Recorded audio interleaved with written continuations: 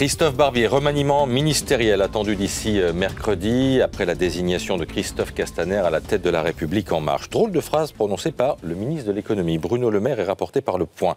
Je le cite, « Si je me fais renverser par une voiture, ça facilitera le remaniement ministériel ». Qu'est-ce que ça veut dire? Ils se sentent un peu menacés, pas bien? Non, je ne crois pas. Si on changeait aujourd'hui le ministre de l'économie et des finances, ça serait une vraie crise politique. Pourquoi le changer? La polémique sur l'ISF s'est tarie, le budget a l'air de passer pas trop mal, la stratégie de recréation de richesse par les entreprises, c'est-à-dire le libéral-socialisme à la Macron, est partagée par Bruno Le Maire, qui vient de dire qu'il soutiendrait Macron en 2022 et peut-être même jusqu'à la fin du quinquennat suivant s'il pouvait y rester au gouvernement. Donc on n'a pas de raison de changer Le Maire. Alors ce qui est vrai, c'est que Le Maire a un peu empiété sur les plates-bandes de Philippe parfois, et puis surtout, Le Maire, dans l'histoire de la taxe sur les dividendes, vous savez, la taxe annulée, il a fallu trouver 10 milliards, il a pointé les responsabilités de 2012. Ah, il y avait Macron comme secrétaire général adjoint de l'Élysée. Heureusement, le rapport officiel commandé n'a pas trouvé de trace d'Emmanuel Macron dans ce dossier. Donc, à mon avis, la paix des braves a été signée. Alors, un remaniement, Christophe, c'est l'occasion de faire des ajustements. Comme on a beaucoup d'imagination, on essaye d'imaginer si vous étiez Premier ministre.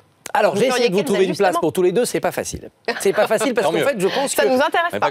Il n'y a pas de raison de faire un gros remaniement. Pourquoi? Oui, il y a des soucis. Par exemple, les trois septuagénaires, Collomb, Mézard, Le Drian, on s'interroge sur leur alacrité, sur leur capacité à correspondre à l'époque. Mais honnêtement, ça peut se traiter au moment des européennes de 2019. Pour l'instant, ils font le boulot. Mézard devrait revoir le périmètre de son ministère et nous dire ce que c'est que la cohésion des territoires. On a l'impression qu'il travaille plus en sous-main que dans le débat public. On l'a encore vu il y a quelques minutes avec votre sujet sur les HLM.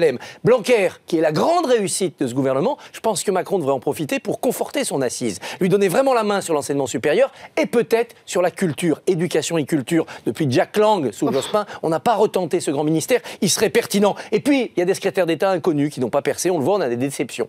Je pense que pour la prochaine fois, pas besoin de les sanctionner maintenant, Macron devrait penser à la suppression des petits secrétaires d'État pour dire, on prend des députés, ils restent députés, mais on leur donne des missions lourdes auprès de ministres pour faire des projets de loi, pour représenter les ministres. Ils ont un bureau au ministère et ils servent de courroie de transmission pour accélérer le processus de la loi. Ça serait une vraie modernisation. Vous n'avez pas parlé de Christophe Castaner, vous considérez toujours qu'il ne peut pas rester au gouvernement? Ah, ça me semblerait incongru qu'il soit à la fois ministre, chef du parti et surtout un pied au Parlement comme ministre des Relations avec le Parlement. Ça voudrait dire qu'il représenterait les consignes de Macron pour tenir le parti et pour museler les députés. Si c'est ça, ça veut dire que Macron n'a confiance ni dans ses militants, ni dans ses élus à l'Assemblée nationale. Ça serait assez inquiétant sur le verrouillage du pouvoir. Les Français sont massivement contre ce maintien. Macron est-il sourd?